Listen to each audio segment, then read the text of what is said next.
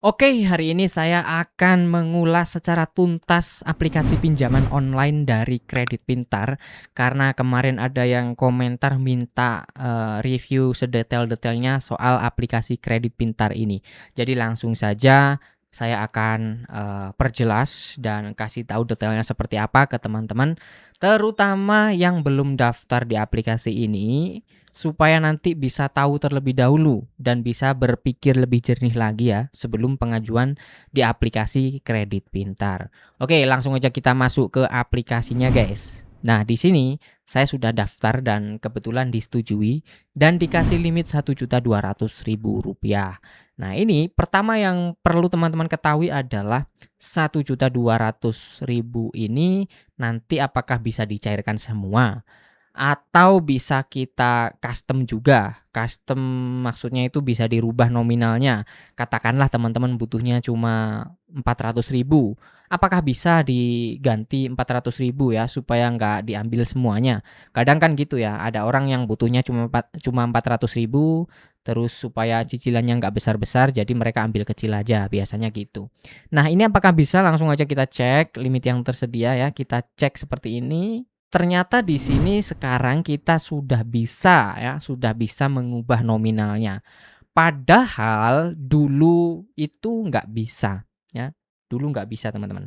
Dan minimal yang boleh kita ketik minimal 600.000. Jadi kalau teman-teman pinjam 400.000 itu nggak bisa ya, minimal 600.000. Di situ sudah ada keterangannya ya, teman-teman. Nah, ini bisa, teman-teman. Jadi kita sekarang sudah bisa mengubah nominalnya. Kalau dulu aplikasi Kredit Pintar ini sangat tidak fleksibel, jadi kita dikasih pilihan saja mau pinjam 600.000, mau pinjam 1 juta, atau mau pinjam berapa dengan pilihan yang kaku, tidak fleksibel, teman-teman. Nah, kalau sekarang cukup fleksibel, lumayan fleksibel, tapi ada minimal nominalnya yaitu 600.000 gitu ya. Nah, terus tenornya juga bisa milih, tapi nggak bisa milih yang panjang banget, nggak bisa. Di sini pilihannya ada 2 bulan sama 3 bulan. Nah, kalau misalkan 2 bulan, ini berapa sih bunganya gitu ya. Nah, pencairan bersihnya dulu nih yang penting. Pencairan bersih itu yang kita terima nanti ke rekening berapa. Kalau 600.000 nanti pencairannya yang kita terima hanya 556.000. Jadi kita kena potongan sekitar 44 ribuan gitu ya. Lalu tenornya 2 bulan, cicilannya berapa?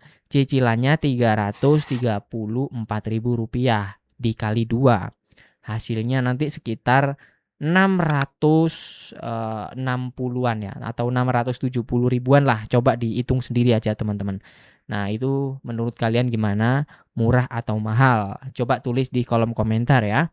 Kalau menurut saya aplikasi Kredit Pintar ini ada sedikit perubahan ya sistemnya, nggak seperti dulu.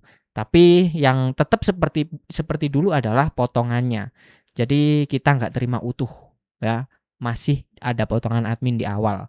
Itu menurut saya perlu dirubah ya. Sebaiknya nggak perlu pakai potongan lah ya, supaya lebih ringan penggunanya gitu. Selanjutnya pencairan bisa ke rekening apa saja. Nah, ini teman-teman bisa menggunakan hampir semua rekening bank. Di sini saya coba tambah rekening baru ya, nama banknya. Nah, ini teman-teman bisa baca sendiri aja. Bank Sentral Asia atau BCA, Mandiri, BNI, BRI, BSI, Bank Jago juga bisa.